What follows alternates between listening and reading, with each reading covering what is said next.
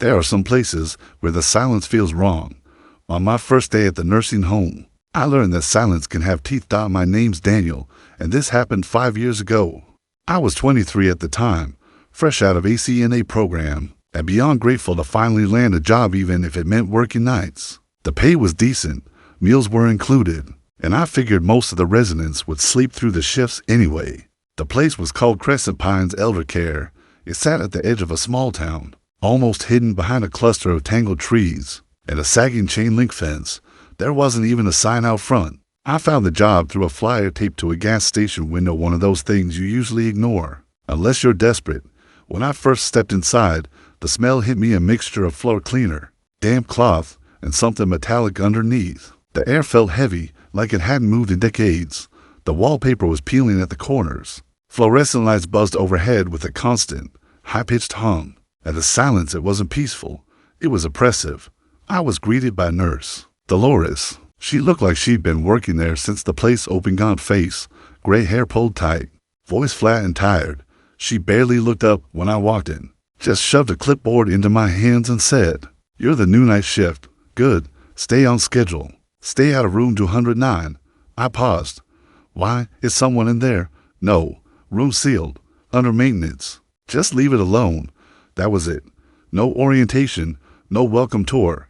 At exactly 10:58 p.m., she grabbed her coat and left me alone with 26 sleeping residents in a hallway that seemed darker than it should have been. The hours crawled by. I did the rounds, refilled water pitchers, logged check-ins. The building had a strange layout, no windows in the halls, just endless yellow-tinted lighting and walls that felt too close together. Every time I turned a corner, I had this subtle expectation that something or someone would be standing at the end, watching.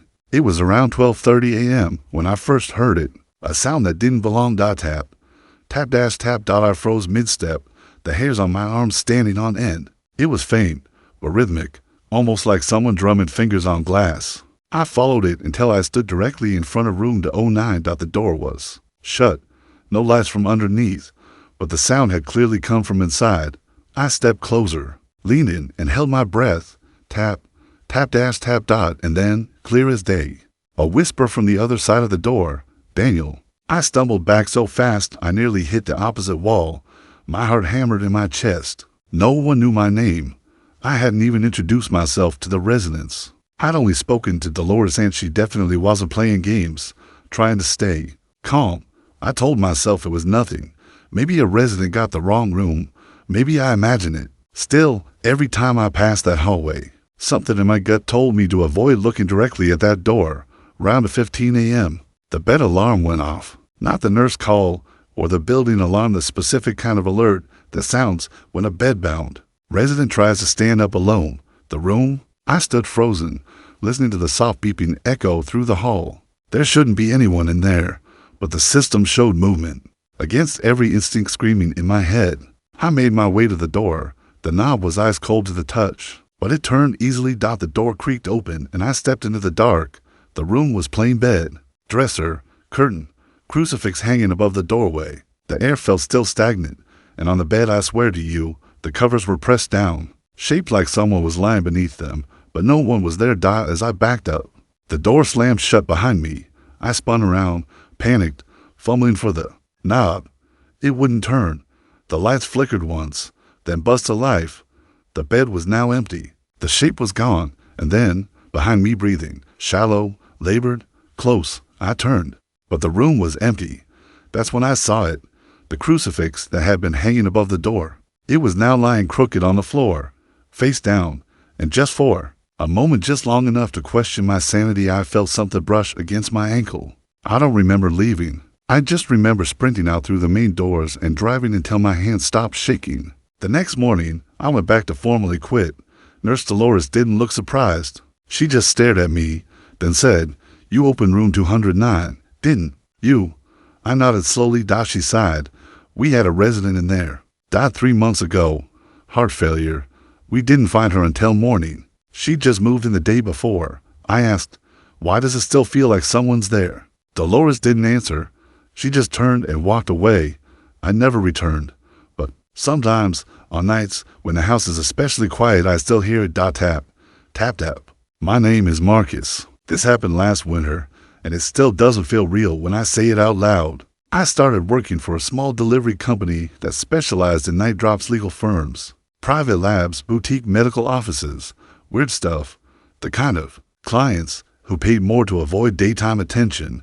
The job was simple. Pick up sealed packages from dispatch, drop them off by hand to a front desk or security guard, get a signature, move on. No questions asked. It felt under the table, but the pay was decent and I needed it. On my first night, I was assigned for stops. The first 3 went smooth drop, sign, go. The buildings were quiet, mostly empty, with security guards half asleep in front of ancient TVs. It was snowing lightly by the time I pulled up to the last stop, a towering office building downtown, called Peterson and Greaves. 42 stories of glass and steel, but only 2 windows lit up near the top. There was no guard at the lobby desk, just a laminated sign that read, "After hours deliveries. Use freight elevator. Service corridor to the left." I followed. The hallway past rows of empty cubicles and humming vending machines until I found it. A metal door, paint chipped, with a single, rusted button. I pressed it. The elevator took a full 2 minutes to arrive, creaking open with a groan like metal being bent afar. Inside, there were no floor numbers, just a dial, a physical one, with a small crank handle beneath it. That's when I should have left, but I didn't. The label said, "Use manual crank for access, authorized use only." But the address on the envelope clearly said floor 14. So I turned the crank slowly until the dial pointed at 14. The elevator shuddered, clicked, and started rising with a quiet whine. No music, no voiceover, just a dull mechanical sound, like gears grinding bone. Halfway up, the lights flickered once. Then again, when the doors opened, I stepped out into something that didn't match the other floors I'd seen. The hallway wasn't just dark, it felt unfinished. No carpet, bare concrete, floor, half-installed light fixtures. But there were signs of life: an old rolling chair, scuff marks on the wall, an unplugged computer monitor still faintly glowing. I walked slowly, unsure if I was even in the right place. No signs, no sweet numbers, just silence and drywall. About 10 feet down, I saw a door slightly ajar with light spilling from underneath. I knocked, called out. No answer. I opened it. Inside was a narrow office with a single desk, a cracked leather chair, and a glass wall looking out over the city. And someone was sitting behind the desk. They were facing away from me, just a silhouette, motionless, watching the skyline. I said, "Hey, I've got a delivery here for Peterson and Greaves." My voice felt loud in the stillness. No response, not even a flinch. I stepped forward, unsure, and placed the package gently on the edge of the desk. "Can you sign for it?" Still nothing. That's when I noticed something strange. The back of their head, it wasn't right. It was sunken, too narrow, as if something was missing. And the arms, they weren't resting on the desk. They were hanging limp, elbows stiff, fingers just barely brushing the floor on either side. Something about it felt deeply wrong. I stepped backward slowly, careful not to breathe too loud. As I turned toward the hallway, I noticed the office door was now fully closed behind me. I hadn't touched it. I reached for the handle. It didn't budge. From behind me came the softest sound with creaking. I turned. The figure was now standing, still facing away, their heads slightly tilted to the side, like they were listening. I took another step back, hands still gripping the doorknob. Then, in a voice that didn't sound human, it said, "You're not supposed to be here." The voice was hollow, like it had to travel a long way to reach the room, like someone speaking through layers of water and dust. I slammed against the door, heart hammering. I didn't even scream. I was too scared. Then the light overhead flickered, just once. When it came back on, the figure was closer. Now only a few feet away, still turned away from me. Its arms were impossibly long. They twitched, bent backward, elbows wrong. And then it turned. I won't describe its face, not because I can't, but because I think you're not supposed to know what I saw. I don't think human minds are built to understand it. All I could say is that its eyes were wide, empty, and I knew if I looked at it for 1 second longer, I wouldn't leave that room sane. Something screamed. Maybe it was me.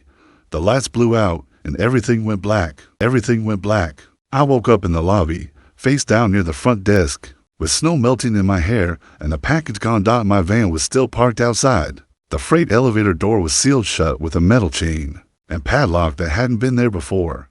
I Called the dispatch manager the next morning, but he acted like he'd never heard of Peterson and Greaves. Said we didn't even service that part of downtown. I drove back to the building the next day. It was empty, boarded up, windows broken. A construction sign out front said the entire tower had been abandoned since 2017 due to structural instability. I'd been inside just 12 hours earlier. I quit that night. Never delivered again, but sometimes when I see a service elevator in an old building, I feel that same cold air, and I swear I hear a voice in the dark saying, "You're not supposed to be here." My first night cleaning the college should have been uneventful, but when I unlocked the basement level, I stepped into something I was never meant to see. My name is Anthony, and back in 2019, I worked night maintenance at a small community college outside of Spokane. I'd just gotten laid off from a warehouse job and took the first thing that paid better than fast food. I wasn't picky. Janitor, grounds crew, security didn't matter. The building was called Gravely Hall. It was the oldest one on campus, built sometime in the 1960s, for floors, a few lecture halls, some science labs, and a faculty wing. The top floors were clean enough, and the schedule was simple: dust, mop, clean the restrooms. My supervisor, Ron, was an older guy who smoked menthols between every sentence and didn't care what I did. As long as the checklist was done by morning, you'll do fine. He told me on my first night, handing over the ring of keys, "Don't worry about the basement. It's not used anymore. Just skip it." I remember blinking. "It's on the checklist." Ron just shrugged. "Yeah, they keep putting it on there. Ignore it. That level's sealed. Utility access only." That should have been enough for me. But I've always had this annoying habit of needing to understand things, especially when people avoid explaining them. By 1 a.m., I cleaned every room and hallway on the upper floors. My earbuds were dead, and I was bored. So when I passed the elevator again and saw the B button, I hesitated. The checklist still had it marked: basement, mop floor, dust vents, check panel room. I decided I'd at least look. The elevator doors opened silently, but something about the inside felt colder, like stepping into a fridge. I pressed the B button. The ride down took longer than expected, 20, maybe 30 seconds. For one floor, no music, just the hum of old machinery, and the occasional shift and weight. When the doors opened, I stepped out into pure silence. No buzzing lights, no flickering fluorescence, just a wide, empty hallway with gray tile, low ceilings, and a faint smell of iron and mildew. There were no classroom doors, just gray utility hatches and a red exit sign at the far end. I told myself I'd do a quick walkthrough, one hallway, one loop. I started mopping the floor just to pass the time. Then I saw the footprints, wet ones, barefoot. They came from one of the side doors and led right down the hallway, fresh and glistening as if someone had just walked through water. I followed them for a few steps before something occurred to me. The footprints weren't on top of the water I was using to mop. They were under it, like they'd been there first and my mop just rolled over them. I froze. That didn't make sense. I turned back toward the elevator, but the doors were shut.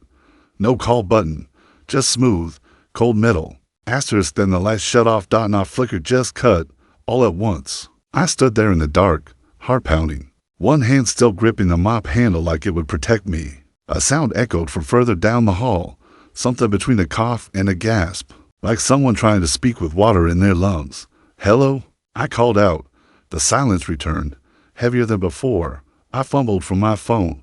No service. The flashlight app glitched and died after a few seconds. Then, from behind one of the side doors, I heard something knock. Once, twice. Then it opened. A few inches, just enough to let out a low creak. I should have run. I know that. But my feet moved forward, almost on their own. Inside the room was nothing but a janitor's closet, shelves with dusty supplies, rusted mop buckets, a single sink, and a mirror. The mirror didn't reflect me. That's the part one still can't explain. I was standing directly in front of it, but the glass showed only the empty room. No mop, no bucket, no me. And then something stepped into view behind me in the reflection. It was tall, thin, completely still. It didn't move like a person, more like something suspended in water, limbs slightly swaying, joints wrong. I spun around. Nothing there, but in the mirror it was closer. Its head tilted sideways, eyes wide and vacant, and slowly its mouth began to move. I still remember what it whispered. You shouldn't be here, you're already part of it now. Asterisk, I don't remember how I got back to the elevator. I just remember being inside it, shaking, floor buttons flickering erratically, the doors groaning shut. When I stepped out onto the main floor, the hall lights were back on, and everything looked normal, but my reflection in the glass of the fire extinguisher case, it still wasn't there.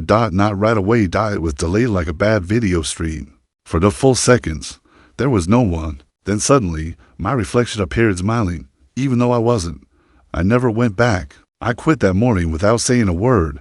Ron didn't even ask why. Just took the keys and nodded like he'd seen it happen before. Some nights, I still see that hallway in my dreams, still smell the iron, still hear the knock. And sometimes, when I pass a mirror, it doesn't reflect me right away. Asterisk, on my first night working the front desk at the West Pine Inn, the owner gave me one rule: never check anyone into room 313. I broke that rule without knowing it. My name is Eric, and this happened 2 years ago, when I just moved out of state after a rough breakup and some financial setbacks. I found a job online at a place called the West Pine in a small 40-room roadside hotel off an empty stretch of highway in New Mexico. The kind of place people stop when they're tired to drive or they're broke for a chain hotel. The owner was a man named Mr. Latham, late 60s, always wore a bolo tie, and smoked inside even though there were no smoking signs taped everywhere. He barely looked at me during the interview, just handed me a notepad with the shift routine scribbled down in shaky handwriting. Night shifts are easy, he said. Phone's dead half the time. Just check and guess, give M key cards, and mind your business. And whatever you do, he paused, locking eyes with me for the first time. Never check anyone into room 313. I laughed awkwardly, thinking it was a joke. Why not? He didn't answer, just lit another cigarette and said, just don't. Asterisk, my first night went smoothly at first. The guests checked in. One guy asked for extra towels. I microwaved a cup of noodles and watched late-night infomercials on the cracked little TV behind the front desk. It was boring, but easy. At around 1:30 a.m. The landline phone rang, static buzzing through the receiver like it had been buried underground. West Pine Inn, front desk. I answered. Silence. Then a voice, faint, breathy, female. Room, please. So tired. The call dropped. I looked at the check-in system. Nothing new. No walk-ins. No reservation pop-ups. I stared at the phone for a while, but eventually shook it off. Probably a prank. Then the bell above the lobby door jingled. A woman stood there, late 30s, soaked from the rain, shivering, eyes wide like she hadn't slept in days. She didn't say much, just handed over a credit card and ID. Her hands were shaking. I checked the system. The computer auto-assigned room 313. I hesitated. Mr. Latham's warning echoed in my head, but he never showed me how to override the system. I didn't even think I could. So I printed the key card, handed it to her, and said nothing. Asterisk, 15 minutes later. The lights flickered in the lobby. Then all the room lines lit up on the desk. Phone 1 through 40, blinking red, even the vacant ones. Then they all went dark, except one, room 313. I picked it up. All I heard was breathing, wet, uneven. Not hers. Then came a voice. Not hers either. It was low, rasping. You let her in. I hung up and tried calling the room back. The system crashed, froze entirely. I went to grab the master key to check on her, but the front door had swung open by itself. Wind howled in like it had teeth. The air stank of rot. I could swear I heard whispering coming down the hallway. As I passed room 308, I noticed something strange. All the doors were open a crack, just a few inches, from 301 to 301 like someone had gone down the hall, gently opening each one. My hand trembled as I reached for 313. I knocked. No answer. I slid the key card and opened the door. The room was pitch black, except for a dim flickering light near the bathroom. The woman was sitting on the edge of the bed, her head bowed low, her hair draped over her face like wet moss. I stepped inside, quietly. Ma'am, are you okay? She didn't respond. Then I noticed something else. She wasn't breathing, but the air still was. The room was inhaling. I don't know how else to explain it. The walls felt like lungs, expanding, contracting. And then her head slowly lifted. Her eyes weren't eyes. They were pits, deep, cavernous holes that pulled the light inward. And when she opened her mouth, it wasn't a scream. She just said, "He lied to you." The room went ice cold. My limbs locked. I couldn't move. I couldn't even blink. I couldn't even blink. I saw something behind her in the mirror, something tall and twisted. But there was no mirror in that room.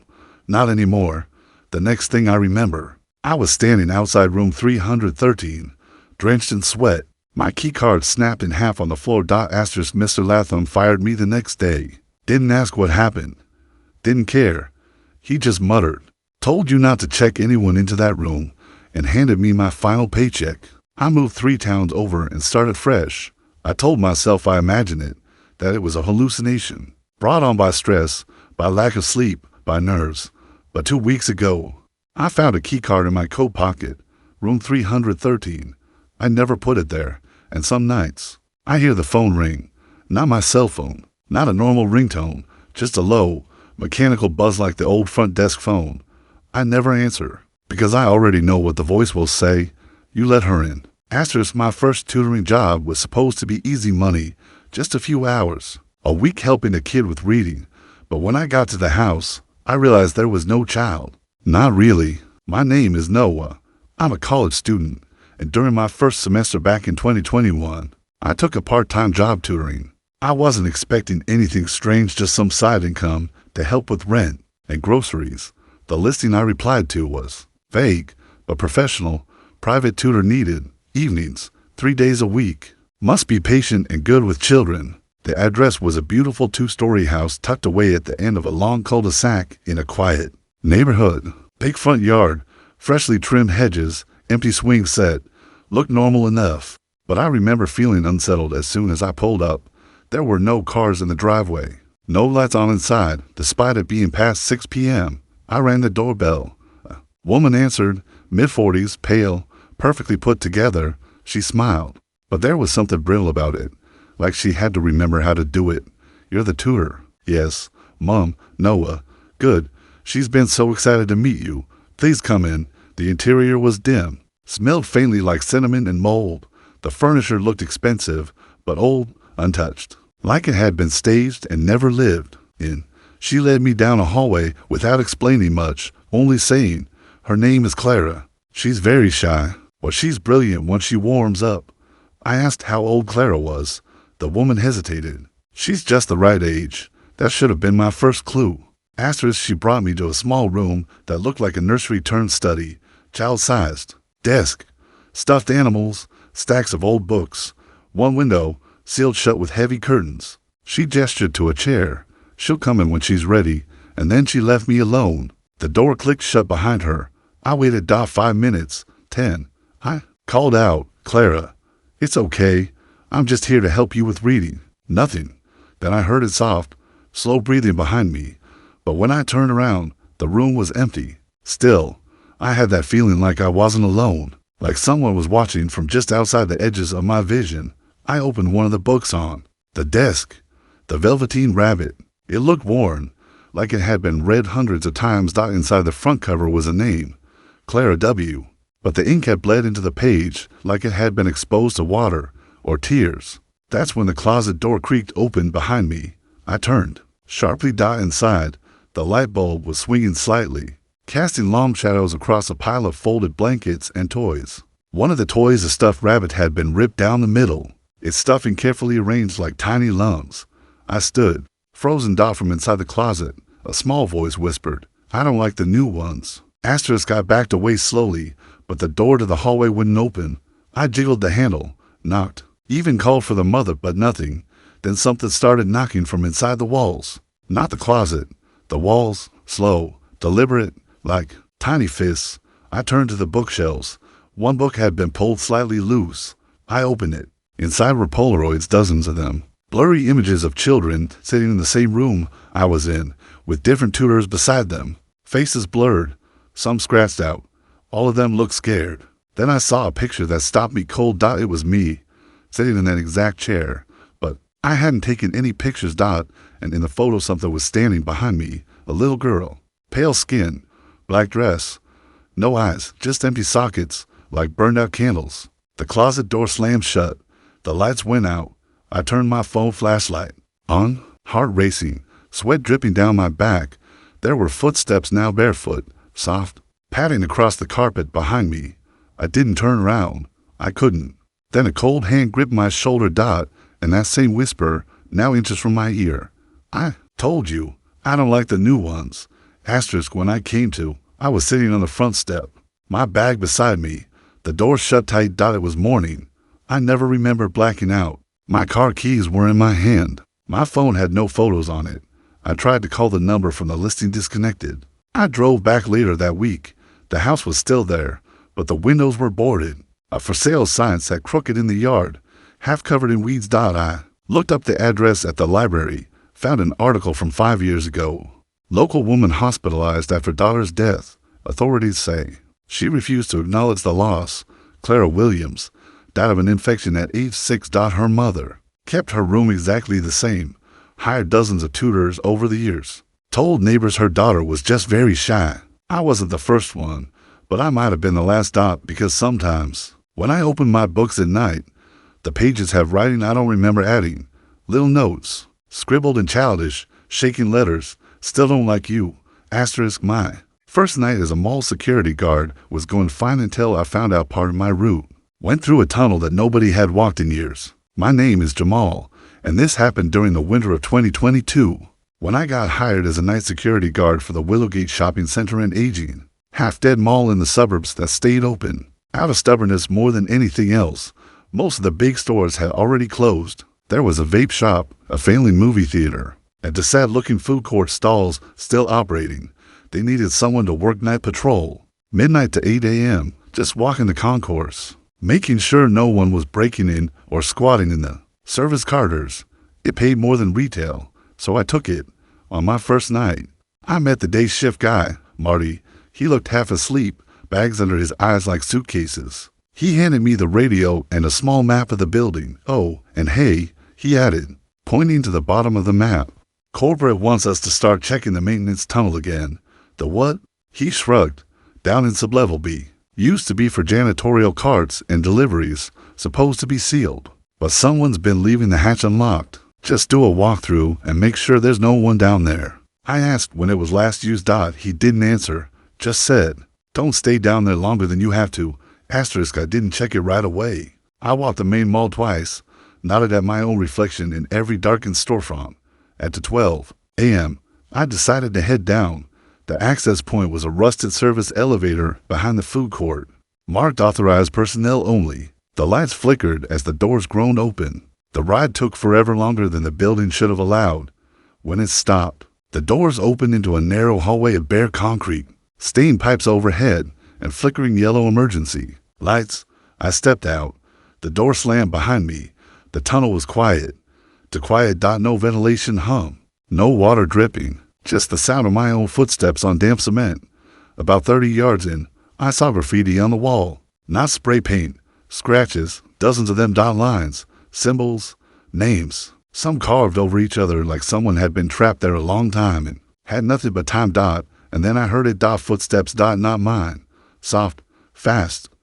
Barefoot. I called out. Mall security. Hello? No response. But the footsteps stopped. Then they started again, closer now, echoing slightly. I rounded the corner fast, flashlight up, ready for anything. The hallway was empty, except for one thing, a small wooden rocking horse, just sitting in the middle of the tunnel, facing the wall. I hadn't seen any storage rooms or doors back there. No place it could have come from. I walked toward it slowly, every instinct in my body screaming to leave. And then it rocked out once. Twice. No wind, no vibration, just movement. I turned and started walking back toward the elevator. That's when I heard the whisper, not behind me. From above. From above. I aimed my flashlight upward. There was a vent in the ceiling, about 7 feet up, cracked open just slightly. Inside it eyes, watching me. Not blinking, just waiting. I stepped back, and the whisper came again, louder this time. You shouldn't be here. The vent slammed shut. I broke into a full sprint, but the corridor ahead looked longer now. Wrong, like the walls had stretched. My footsteps echoed weird, like they weren't sensing up, like something was mimicking them half a second late. I finally reached the elevator, hammered the call button. The hallway behind me was completely dark. No lights. No sound. Then the elevator dinged. I stepped in, and the doors closed, but the elevator didn't go up. It went down. One more level. There was no button for it. no floor label, with the doors open. I saw a room I'd never been told about. Unlit. Empty, except for a security office desk with a flickering monitor and a chair turned away from me. I stepped in, slowly.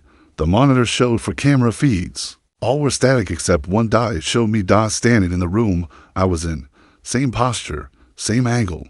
But something was wrong. In the feed, something was standing directly behind me. I spun around. Nothing. Then the monitor cut to black. The elevator finally moved. I got back to ground level and bolted to the manager's office. I told Marty everything the next morning. He didn't even blink. Just said, "Guess they're still down there." Then, he looked at me like I should already know.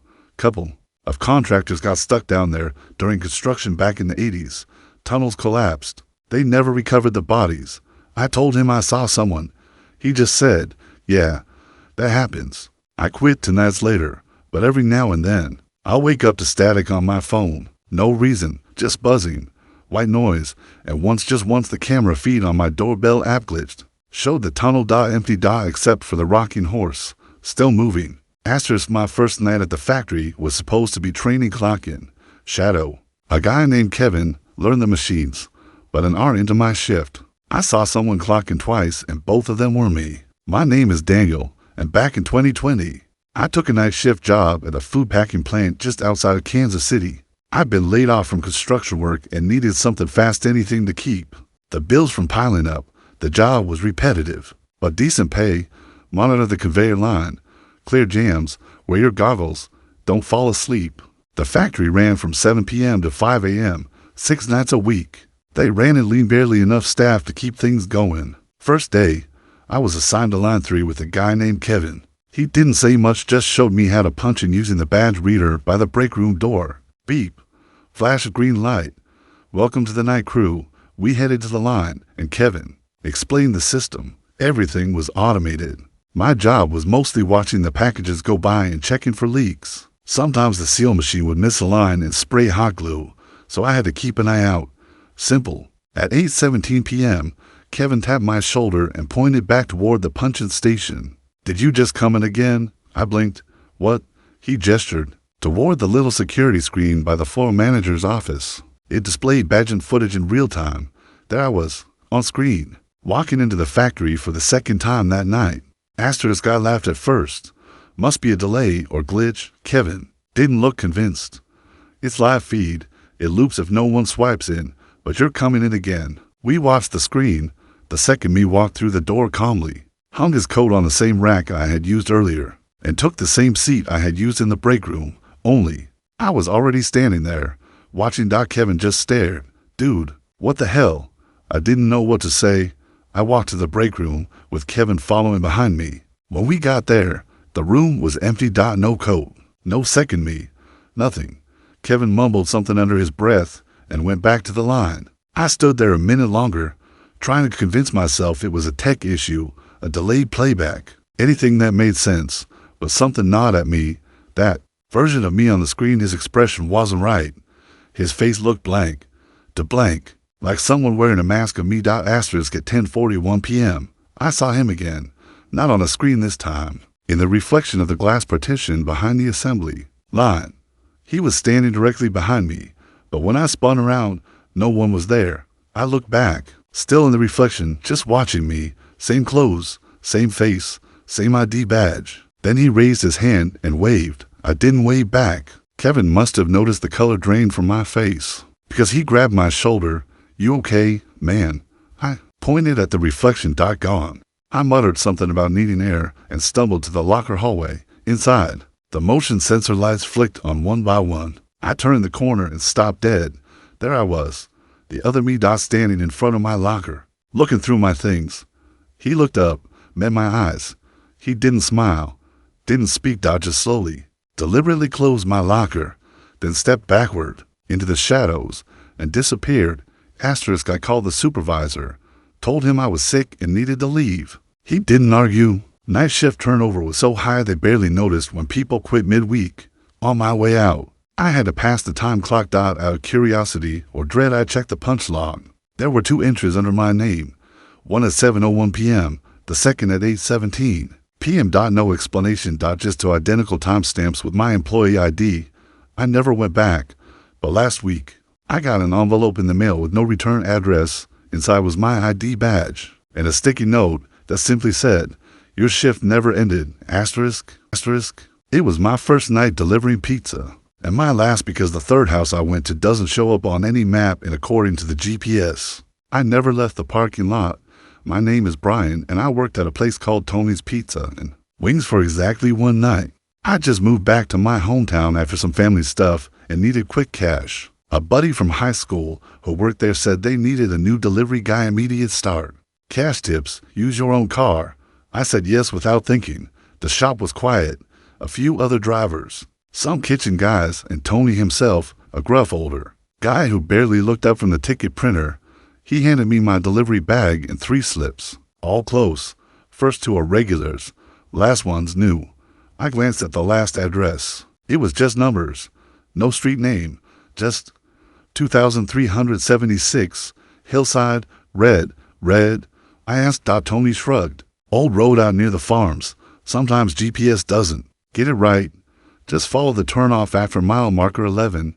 You'll see the mailbox. That should have been enough for me to ask more questions, but I didn't. Asterisk. The first 2 deliveries were easy. Good tips. No weirdos. By 9:40 p.m., I was driving out past the edge of town, where the road turned to gravel and the streetlights disappeared. I passed mile marker 11, and just like Tony said, there was a narrow dirt path branching off to the right. Nearly hidden behind brush, the mailbox was there, red, rusted, no flag, no name. The pizza smelled hot in the passenger seat. I took the turn. No streetlights, no houses, just tall, dead corn stalks and fog rolling low across the dirt. After what felt like 5 minutes, the road opened into a clearing, and there it was. A house, 2 stories, peeling white paint, one porch light flickering like it was struggling to stay alive. No other buildings around for miles. There was no driveway, just grass. I pulled onto it and stepped out. The air was still. No crickets, no wind, no sound. I rang the bell. No answer. I rang again, then knocked. The door creaked open on its own. Just a few inches. I called out, "Pizza delivery." A voice replied from deeper inside the house. "Come in." Asterisk. Everything in me screamed not to, but I stepped inside. The house was dimly lit, old, dusty, smelled like wet fabric and something else like something sweet rotting in the walls. The living room was empty, but the television was on playing. Static. No furniture, just that one TV. Then the voice came again, closer this time. In the kitchen. I turned left and walked down a narrow hallway. Every step felt wrong. The walls seemed to breathe.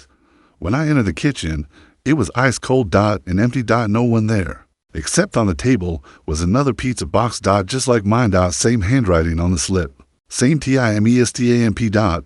But the receipt was dated 3 days ago. I looked back toward the hallway. A figure was now standing at the end. Same clothes, same hat, same jacket, but his face was wrong. The features were soft, faded like a photocopy of a photocopy. He raised a hand and pointed at the ceiling. I heard a thump, then another, coming from the upstairs floor. Asterisk. I turned and ran, back through the hallway, past the flickering TV. The front door was gone, replaced by a solid wall. Behind me, I heard the pizza box on the table slam shut. The house groaned like it was shifting alive. I kicked a window and it shattered. I dove through and hit the ground, scrambling to my feet. But when I looked around, there was no house. No porch, no windows, just field. Dark, open field. My car was gone. Only the pizza bag was still sitting on the ground where I dropped it. And next to it, a second delivery slip. This one had a new line. Return to sender. Asterisk. I walked for miles until I saw headlights. A farmer picked me up around dawn and called the cops. They found my car still parked at Tony's Pizza. According to GPS logs, I never left the lot. My car sat there for 5 hours, engine off. No movement. The pizza bag, still full, still hot. They called Tony. He swore he never sent me on a third delivery. Claimed he doesn't deliver past mile marker 10. Said they don't even have a red mailbox in the system. I quit that same day. But sometimes, late at night, I get a notification from the old driver app. It says, "Delivery pending, route recalculating," and there's no way to cancel.